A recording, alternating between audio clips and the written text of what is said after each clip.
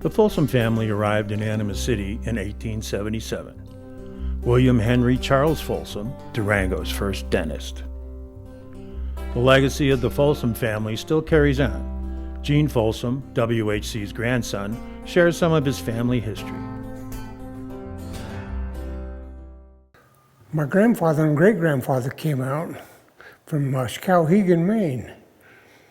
And Skowhegan was named after a squaw that went over the river in a canoe and it killed her. And they said Skowhegan instead of Skowhegan. But that's where they come from. And my grandfather and my grandmother and all of them come from Maine. And they come into Colorado Springs and Pueblo, and then they come from Pueblo in a stagecoach, and they come from Burgosa in a wagon.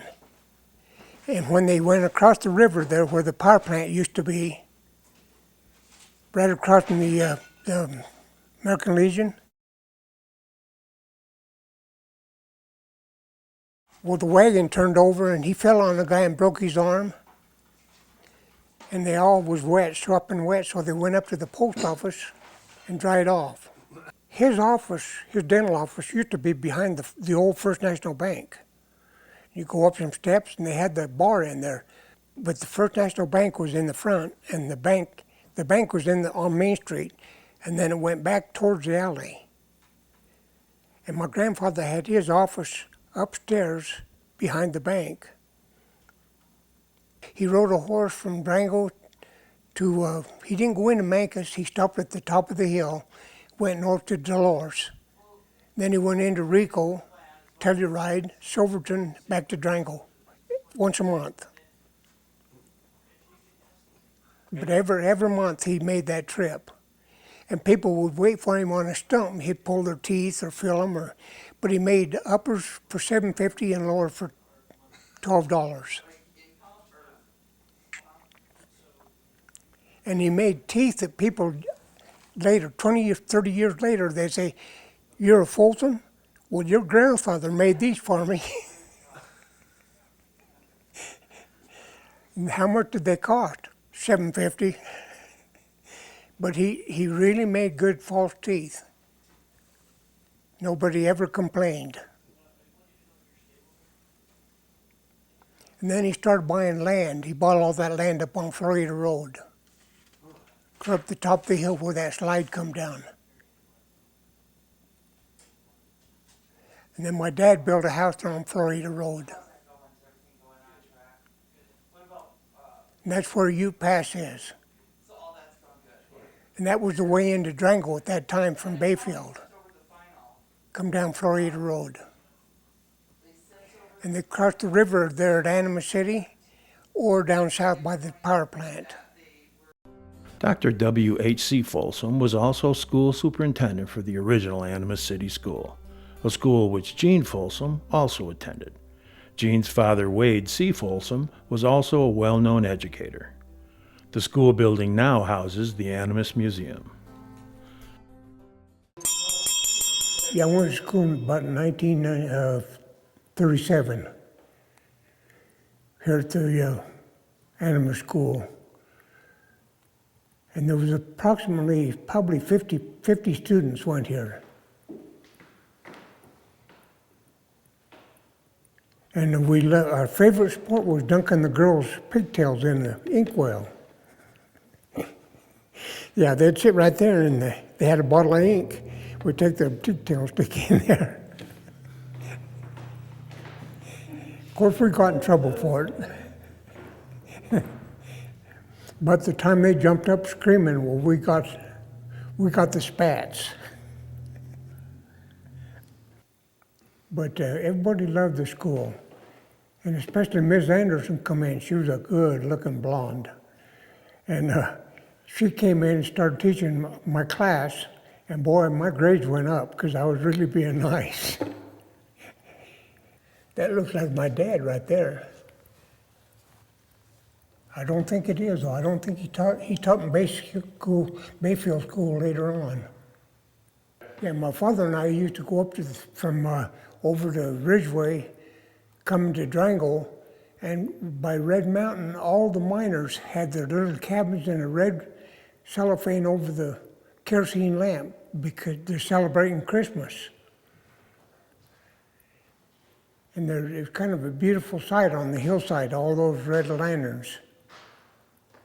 One night after school, I went out to get my horse and he was raising heck and there was a bear after him. So I run back in the school and locked all the doors and the windows and stuff. And I stayed there until just about dark. My dad got worried about me not coming home, so he walked up there. And as soon as he got up there, of course the bear had already taken off. But the lady was from back east, and she thought that all the kids ought to stay in school all day long and not having a recess because it snowed.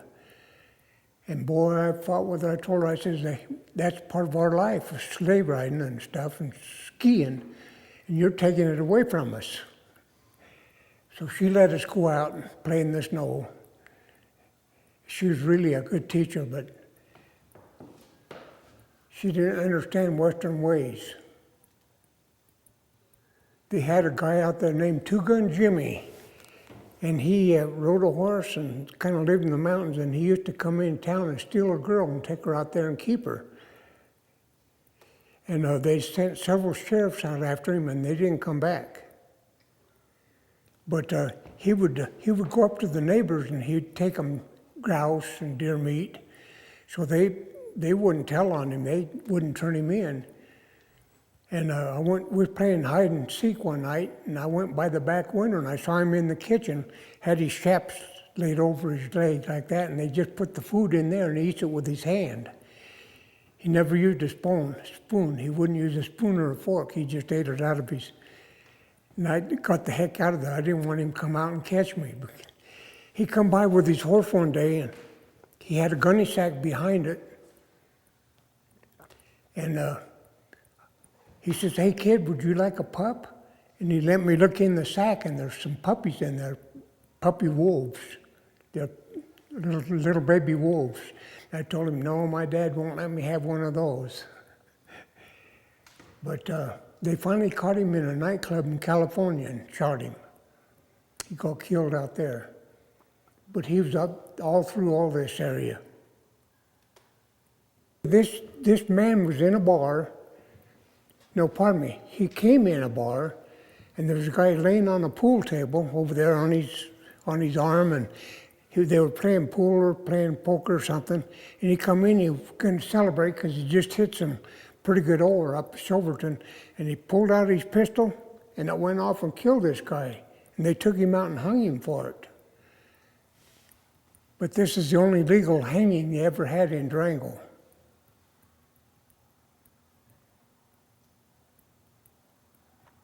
One of his relatives come out later years and asked my grandfather to tell her what happened, and he explained to her that it was an accident, and she felt better about it, that he didn't just kill somebody in cold blood. Oh yeah, that's the Eskridge boys, and they robbed banks, but they never did anything like that around Durango.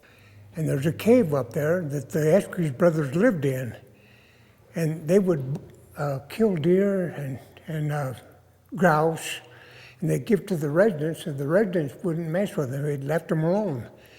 But I was about 10 years old on the steps on Fifth Avenue, and a man come up and says, "You know where Doc Folsom lived?" And I said, "Yeah, he lives right here."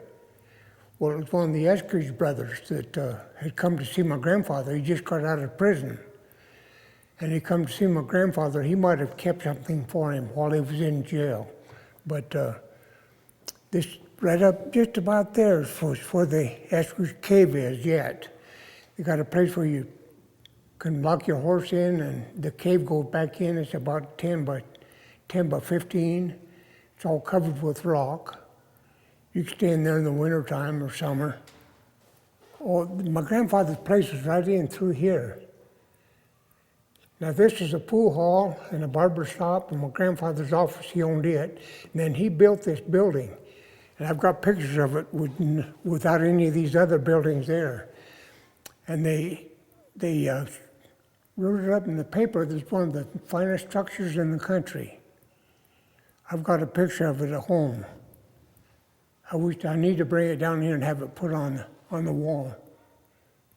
He had a dental office and a mortuary that they took the caskets and stuff and put up. And he had a Negro man named Snow that kept taking things from him. So he had somebody hired, Mr. Houston, hired to lay in that casket and wait until Snow come down and fool around with stuff he's not supposed to handle and scare the hell out of him, and they did. They said he was still running down a shiprock. We used to go down ice skating on the river, and that was dangerous. Because one time one of them fell in, the ice broke and went in, and he was going underneath the glass. It was glassy, you could see it. And this guy was going down river with his mouth about that far from under the ice. And he was still breathing. But Art Thompson was smart enough, he was there, and he was smart enough that he followed him down the river and kept telling people where to place themselves so they could punch a hole and pull him out. And they pulled him out. They saved his life.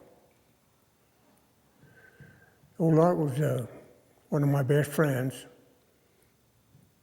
But that's one of the nicest things I can think of, that he saved that kid's life.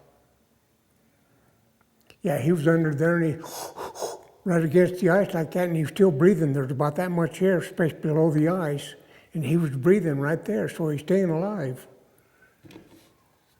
And they punched a hole they lay down and punched a hole with the back of their skates, knocked a hole in and reached in when he went by and grabbed him and pulled him out.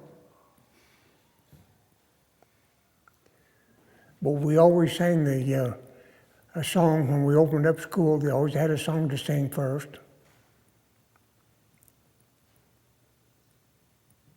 And it was really a wonderful school to go to. One of the best ones I think I ever went to, and I went to 14 of them. My dad was a teacher, and every time they needed a teacher someplace, he would go fill in. Well, that's about the end of the story that I can remember. Probably after I leave, I'll think of a few, but I had a lot of fun, learned a lot of stuff.